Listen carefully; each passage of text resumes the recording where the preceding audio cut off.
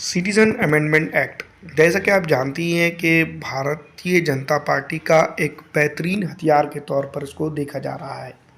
Citizen amendment act जिस वक्त भारत की पार्लियामेंट के अंदर पास हो रहा था, यानी कि CAB कैब बिल जिस तरह से पास हो रहा था, उसके बाद जो है तो पूरी तरह से पूरे हिंदुस्तान के अंदर एक लहर चल पड़ी थी,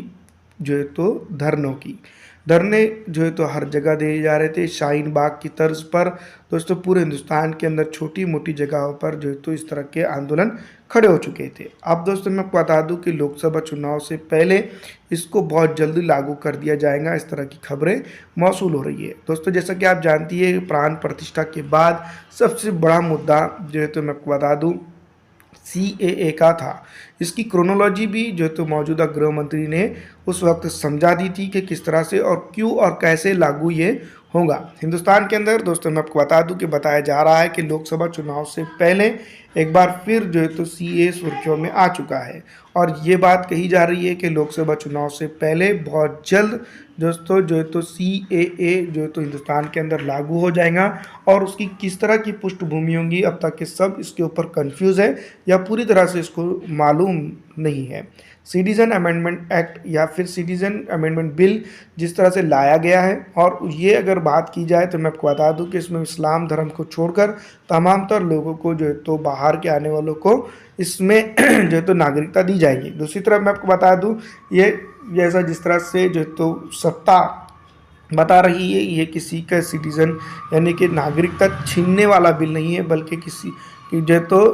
तमाम तर धर्मों को नागरिकता देने वाला है, सिर्फ इस्लाम धर्म को छोड़कर। दूसरी तरफ मैं आपको बता दूं, 5 साल में पहले देश भर में क्रांति ले आने वाले सरकार के इस फैसले पर एक बार फिर से सियासत तेज़ हो चुकी है। और जैसा कि आप जानती हैं, ये एकलौता बिल है जिसको चलते जो है तो पूरे हिंदुस्तान के अंदर हिंदू, मुस्लिम, सिख, ईसाई और जो है तो बौद्ध धर्म हो या फिर जो है तो तमाम तर अलग अलग तरह के रिलीजियस और कस्टम को मानने वाले लोग एक प्लेटफॉर्म पे आकर जो है तो भारत की सरकार को हिलाने चले थे। और जिस तरह से आप जानती है कि कई दिनों का इसके ऊपर धरना भी चला था, लेकिन 2019 के अंदर जैसा कि कोरोना आ गया था, जिसके चलते जो है तो मैं आपको बता दूं कि कोरोना के केसेस बढ़ने लगे थे, और उस वक्त जो है तो इस धरने को रोक दिया गया था। और उसके बाद जो है तो CAA यानी कि सिटीजन अमेंडमेंट एक्ट पूरी तरह से ठंडे बस्ते में उस वक्त चला गया था। लेकिन अब दोस्तों, मैं आपको बता दूं कि 2024 के लोकसभा चुनाव के मद्देनज़र इसको फिर एक बार बाहर लाया गया है। और मैं आपको बता दूं कि कई एक जगह पर भारतीय जनता पार्टी के नेतागण इसके ऊपर बयानबाजी भी करते हुए नजर आ रहे हैं। केंद्रीय मंत्री शांतनु ठाकुर ने बंगाल की जनता को गारंटी देते हुए कहा कि अगले 7 दिनों में CAA लागू हो जाएगा। दूसरी तरफ मैं आपको बता दूं कि उनके इस बयान के बाद इस मुद्दे पर राजनीतिक बयानबाजी तेज हो चुकी है, जिसके चलते मैं आपको बता दूं कांग्रेस TMC मैदान में उतर चुकी है और सीधी तौर पर भारतीय जनता पार्टी को आड़े हाथों लेना शुरू कर दिए। लेकिन दूसरी तरफ मैं आपको बता दूं कि ऑल इंडिया मजलिस इत्तेहादुल मुस्लिमीन के सदर बैरिस्टर असदुद्दीन अवैसी साहब भी इसके ऊपर लगातार पिछले दिनों बयानबाजी कर चुके हैं, जिसके चलते उन्होंने CAA के ऊपर जो है तो कई बयान दिए हैं, जिसके बाद जो है तो वो चर्चा में लगातार बना हुआ है। दूसरी तरफ मैं आपको बता दूं कि पश्चिम बंगाल की मुख्यमंत्री सिटीजन अमेंडमेंट एक्ट को लेकर जो है तो लगातार बयान करते हुए नजर आ रही है कि वो यहाँ पर इसको लागू नहीं होने देंगे। लेकिन दूसरी तरफ मैं आपको बता दूं कि केंद्रीय मंत्री शांतनु ठाकुर ने बंगाल की जनता को गारंटी देते हुए कहा है कि अगले 7 दिनों में CAA लागू हो जाएगा। दोस्तों, मैं आपको बता दूं कि अगर बंगाल ही नहीं बल्कि पूरे हिंदुस्तान के अंदर ये लागू करने की बात कही जा रही है, तो वहीं मैं आपको बता दूं कि CAA को लेकर चिंता का माहौल जो है तो जनता के अंदर बनता हुआ नजर आ रहा है, और कहीं ना कहीं एक पर्टिकुलर रिलीजन को लेकर इसके ऊपर टारगेट किया जा रहा है। दूसरी तरफ मैं आपको बता दूं कि बहुत सारे पॉलिटिकल थिंक टैंकर इसके ऊपर ये बात कहते हुए नजर आ रहे हैं कि CAA यानी कि सिटीजन अमेंडमेंट एक्ट सीधी तौर पर लागू हो जाने के बाद इसमें सिर्फ और सिर्फ मुसलमानों को नहीं बल्कि दूसरे रिलीजियस लोगों को भी प्रॉब्लम होने वाली है। जिस तरह से उनको दूसरे दर्जे का या फिर भारत के शहरी होने का जो एजाज़ मिलेगा वो 2024 के बाद के कानून के तौर पर मिलेगा या 19 के कानून के तौर पर मिलेगा। ये जो है तो एक बड़ा कन्फ्यूज़न खड़ा होता हुआ नज़र आ रहा है, जिसके बाद जो है तो जब ये कानून लागू होगा उसके बाद इसकी अमलावरी होगी, उसके बाद ही पूरी तरह से पिक्चर निकल कर सामने आएगी, जिसके ऊपर जो है तो सही बात कही जा सकती है। लेकिन फ़िलहाल जिस तरह से जो है तो प्रिजम्पशन यानी अजम्पशन जिसके ऊपर बनाए जा रहे हैं उसको लेकर जो है तो भारतीय जनता पार्टी भी लगातार बयान करते हुए नज़र आ रही है कि ये जो है तो किसी की नागरिकता को खंडित करने वाला कानून नहीं है, बल्कि भारत के अंदर जो है तो नागरिकता देने वाला कानून है। अब दोस्तों देखना ये होगा कि वाकई में जो है तो ये कानून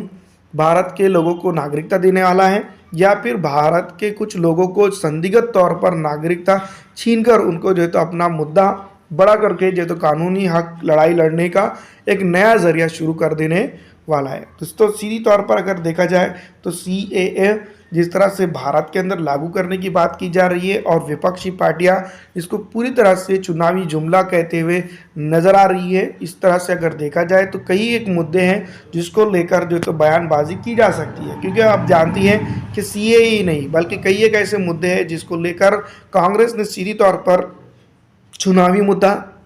या फिर बहुत सारी ऐसी चीज़ें कही थी, लेकिन सीधी तौर पर भारत के अंदर वो लागू हुए। ट्रिपल तलाक और कई एक मुद्दे जो तो मैं आपको बता दूं कि भारत के अंदर जो है तो कांग्रेस पार्टी भारतीय जनता पार्टी ने लाई और उसके ऊपर जो है तो उन्होंने कर दिखाया। लेकिन कांग्रेस के कई एक नेतागण और कई एक जो है तो मैं आपको बता दूं विपक्षी पार्टियां उस वक्त भी बातें कह रही थी और ऐन वक्त पे जो है तो राज्यसभा के अंदर सीधी तौर पर ट्रिपल तलाक का कानून हो या फिर जो है तो बहुत सारे अलग अलग मुद्दे हो उसके ऊपर भारतीय जनता पार्टी के साथ वो जाते हुए नजर आई।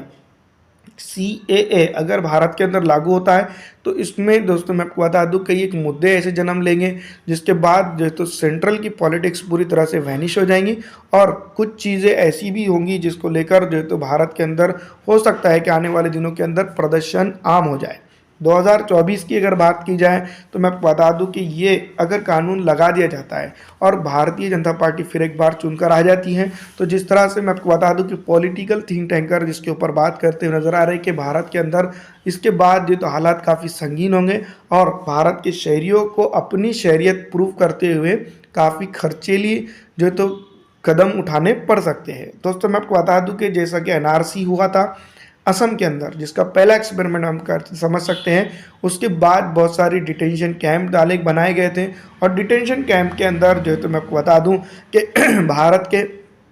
कई एक बाइज्जत नागरिकों को भी इसके अंदर छोड़ दिया गया था। इसी तरह से कई एक जगहों पर बताया जा रहा है कि डिटेंशन कैंपों का अब जो है तो मैं आपको बता दूं कि निर्माण होगा और उसके बाद जो है तो CAA जिस तरह से लागू होगा उसको लेकर जो तो कई एक चीज़ें निकल कर आप सामने आते नजर आ रही हैं। जिस तरह से भारतीय जनता पार्टी के नेता केंद्रीय मंत्री शांतनु ठाकुर ने कहा है कि बंगाल के अंदर बहुत जल्द या फिर पूरे हिंदुस्तान के अंदर बहुत जल्द CAA यानी कि सिटीजन अमेंडमेंट एक्ट लागू होगा, वो काफ़ी चिंता का विषय खड़ा करता हुआ नज़र आ रहा है। आपको क्या लगता है कमेंट करके ज़रूर बताइएगा। फिलहाल इस वीडियो में इतना ही, अगर अच्छी लगती है तो इसको लाइक और ज़्यादा से ज़्यादा शेयर कर दीजिएगा।